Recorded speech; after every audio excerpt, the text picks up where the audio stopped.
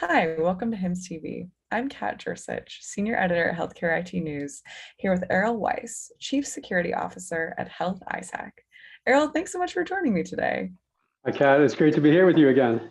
I know, I always have so much fun talking to you, and I wondered if we could just get started with we're in the beginning of January here.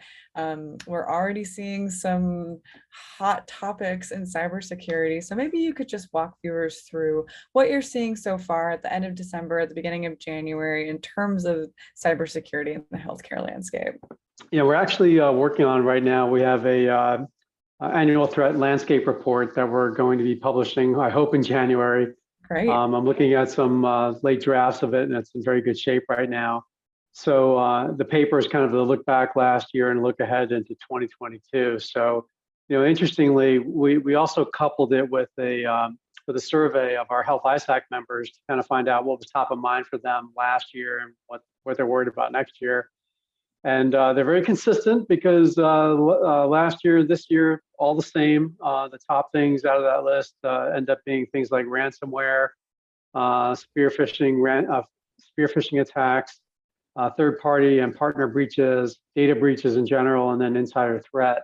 So those are kind of top of mind things. But as everybody here knows, hoping for a quiet end of year, December.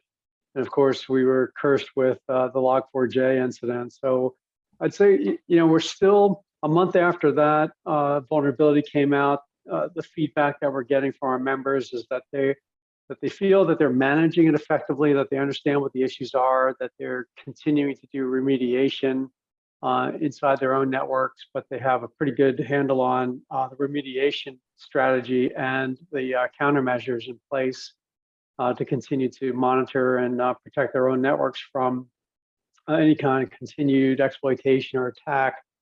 But the level of concern is still really high with third-party partners and supply chain elements that they're dealing with as well, because we're still relying on vendors that are providing critical services and they're handling sensitive data and whatnot.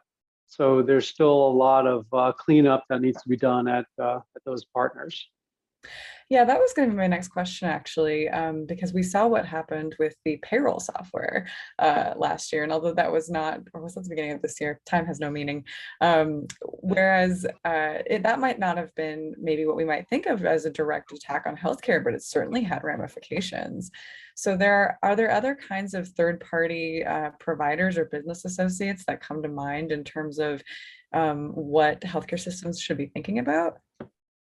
Yeah, I think the incident that you mentioned is certainly top of mind as well, and there was a lot of discussion amongst our Health-ISAC members that were reliant on that provider. That was causing some business interruption. It caused us even internally within Health-ISAC to take a look at some of our service providers as well and start to model out, do a little bit of tabletop exercise about, hey, if we lost our payroll provider for 2 weeks, what would we look like? How would we operate manually as well? So I think it's lessons like that, taking those kinds of incidents and injecting that into your own business process and your own drills and practice and exercises, to model out what would happen if a key supplier or business partner had some business interruption like that. What would you do to restore those services? Absolutely. I think sometimes we think about ransomware, of course, targeting things like patient records, but those secondary or tertiary functions are often just as important, sometimes more important. And it might not occur to folks to think about it until it's too late, unfortunately. Right. Well, I know we only have a few minutes left here. Do you have any, we mentioned ransomware, we mentioned spear phishing. Are there any kinds of trends that you're anticipating in 2022 that maybe listeners should keep an eye out for? Well, I think, I never have a good message to say, right? I like it though, it keeps me on my toes. It keeps all of us on our toes, right? Because I think the threatscape just gets more challenging every year, and I think that's going to be the continued message here. On top of that, what I've heard some other security researchers talk about, and it really struck a nerve, let's say, is that, when you look at the number of cybercrime attacks that have been happening over the last couple of years, which have continued to increase at a very steady rate, and then couple that with the enormous ransomware payouts that we've seen over the last 18 months or so, we have sophisticated cyber criminal organizations, organized crime that now have a ton of money to turn around and invest in their own business practices and start to develop even more sophisticated ways of perpetrating some of these crimes. And I think that it's probably not unreasonable to see these groups maybe invest billions, and that was with a B, into their own R&D, looking at ways to automate, create more effective scams that are going to be more believable and more profitable for them. And even maybe leveraging things like machine learning, artificial intelligence. Deep fakes has certainly been top of mind as well. And so even leveraging deep fakes, to perpetrate some of these crimes as well. And it's just horrific to think that like that technology, the deep fake technology being used to maybe call someone up and look like a familiar person with a familiar voice and help perpetrate some scam. I mean, it's frightening, but certainly very real. Wow, I'm envisioning coming up with keywords or passwords to use, like verbal passwords. How on earth do you defend against something like that?